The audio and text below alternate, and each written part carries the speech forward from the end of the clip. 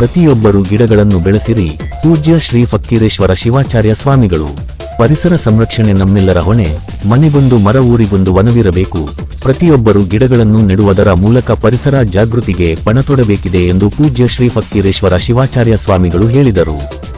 ಭಾಗ್ಯಶ್ರೀ ವಿವಿಧೋದ್ದೇಶಗಳ ಸೇವಾ ಸಂಸ್ಥೆ ಜಂತಲಿ ಶಿರೂರು ಇವರು ಗದುಗಿನ ಎಂಎಸ್ ಹುಲ್ಲೂರು A1 ಹಾಗೂ ಹೈಟೆಕ್ ಕೋಚಿಂಗ್ ಕೇಂದ್ರದಲ್ಲಿ ಹಮ್ಮಿಕೊಂಡಿದ್ದ ಪೂಜ್ಯ ಶ್ರೀ ಸಿದ್ದೇಶ್ವರ ಶ್ರೀಗಳ ಪುಣ್ಯಸ್ಮರಣೆ ಮತ್ತು ಕಪುಟ್ಟರಾಜ ಗವಾಯಿ ಹಳ್ಳಿಕೇರಿ ಮಠ ಅವರ ದ್ವಿತೀಯ ವರ್ಷದ ಹುಟ್ಟು ಹಬ್ಬದ ಅಂಗವಾಗಿ ನಡೆದ ಮಕ್ಕಳ ಸಂಗಮ 2026 ಪರಿಸರ ಜಾಗೃತಿ ಹಾಗೂ ಸಾಧಕರಿಗೆ ಸನ್ಮಾನ ಕಾರ್ಯಕ್ರಮದಲ್ಲಿ ಆಶೀರ್ವಚನ ನೀಡುತ್ತಾ ಆಯುರ್ವೇದದ ಔಷಧಿ ಸಸ್ಯಗಳ ತಾಣ, ಪಂಚಲೋಹಗಳ ಬೀಡು, ಶುದ್ಧ ಗಾಳಿ ಬೀಸುವ ಪ್ರದೇಶ, ವನ್ಯ ಜೀವಿಧಾಮ ಕಪ್ಪತ್ತಗುಡ್ಡ ನಮ್ಮೆಲ್ಲರ ಹೆಮ್ಮೆ. ನಾವೆಲ್ಲರೂ ಕಪ್ಪತ್ತಗುಡ್ಡವನ್ನು ರಕ್ಷಿಸಿ, ಉಳಿಸಿ, ಬೆಳೆಸೋಣ ಎಂದು ಕರೆ ನೀಡಿದರು.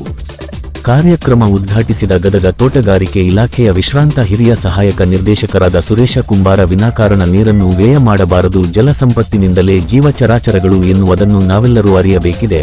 ಕೃಷಿ ಕಾಯಕದಲ್ಲಿ ಪ್ರತಿಯೊಬ್ಬರೂ ತೊಡಗಬೇಕು, ರೈತ ಉಳಿದರೆ ನಾಡು ಎಂದು ಅಭಿಪ್ರಾಯ ವ್ಯಕ್ತಪಡಿಸಿದರು.